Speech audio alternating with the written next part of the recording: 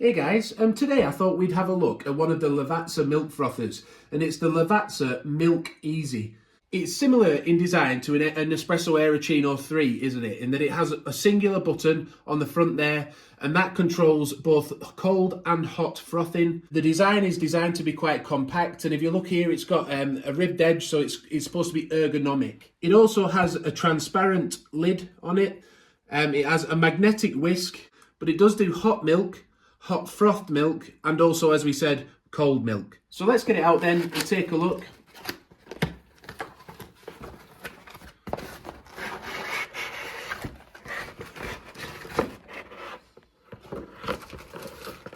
See, it is, yeah, it's not too big. Let's have a look. I'll give you the dimensions in a minute. We've got a manual. Let's get a first look then.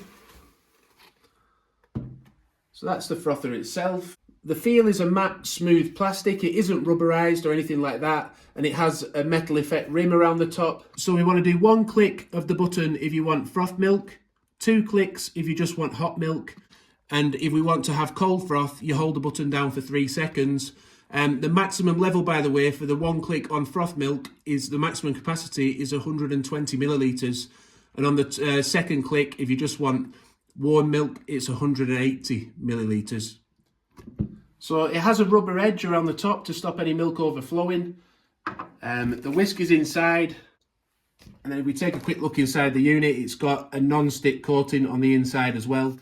So there's 3 markers on the inside. We've got a minimum level. We've got a maximum level for foamed milk. And a maximum level for just warm milk. The whisk that goes inside is magnetic. It is removable, but it doesn't seem as if you need to remove it just to do hot milk, which is quite handy because it saves taking that spring on and off and possibly damaging it. As for the dimensions of the unit itself, it's about 20 centimetres tall, 10 centimetres in depth or diameter. The power cord is about 60 centimetres in length. And the weight of the frother is 660 grams with the whisk in, not including the base. So that to hold it, it's 660 grams. And that's with no milk in. So don't forget, if you're using it for the first time, it says to run a cycle of water through it first, just to get any chemicals out. We're going to use the frother now to make a cappuccino. For that, you want 120 ml of milk maximum, or a minimum of 60. Now, when I've made cappuccinos in the past, maybe with the Aeroccino, we've used 100 ml of milk. So I'm going to try that in this Lavazza frother here.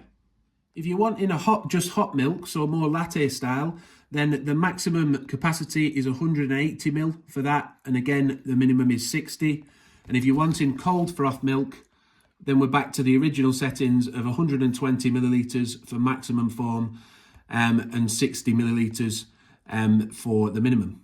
So we've just got a handy little box here to tell us how to clean the milk frother. So it shows that the unit itself, it can't be submerged in water or go in the dishwasher. It can be rinsed, however, wiped with a damp cloth and then dry with a clean cloth.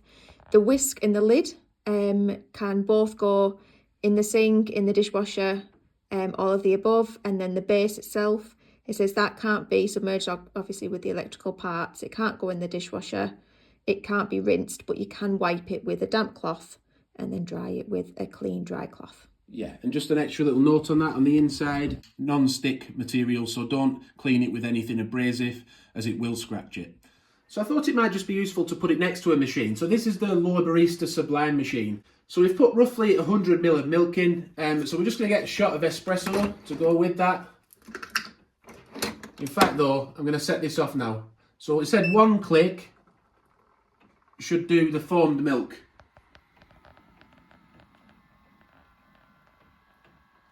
It's very quiet.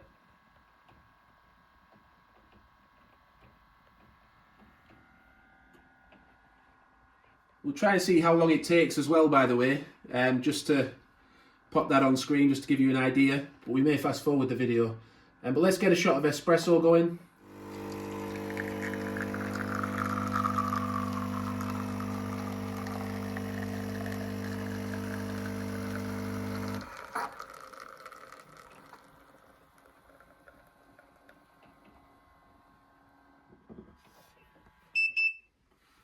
So that's finished now. Let's get it poured out and see what the texture's like.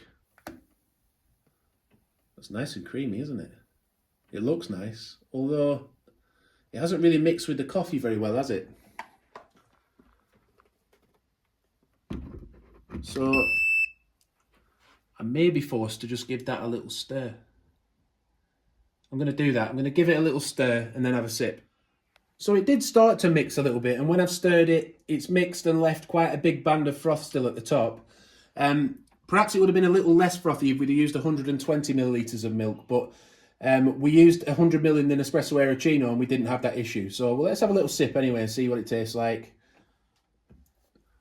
So yeah, because it hasn't mixed fully, there is a strong hit of coffee in there, which you may like, you know, that's fine. And as you can see, the texture of the milk is quite creamy and the froth is very, very creamy. But there's a lot of taste of coffee coming through rather than that mix that you sometimes get, and it blends with the coffee well. So now then, we're going to do the more warm milk, latte style milk. So we'll click it twice. And that will then set it off. You can already see it's not spinning around quite as fast.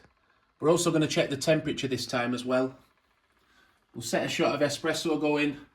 I like 2 in a latte, but for the video purposes, we'll just have a single shot in there.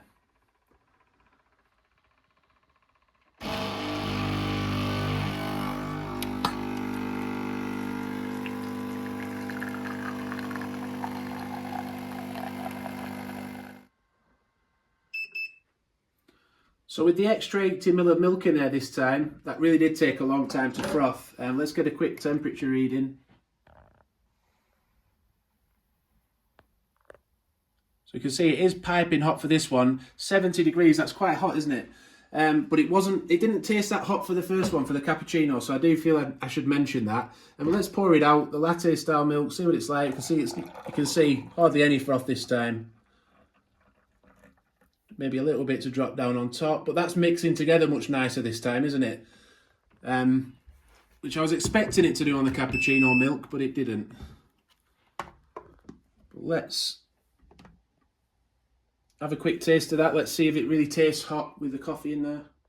Yeah, that is much, much hotter. Personally, I feel it's a better latte milk frother than it is a cappuccino milk frother, but that's just my personal taste.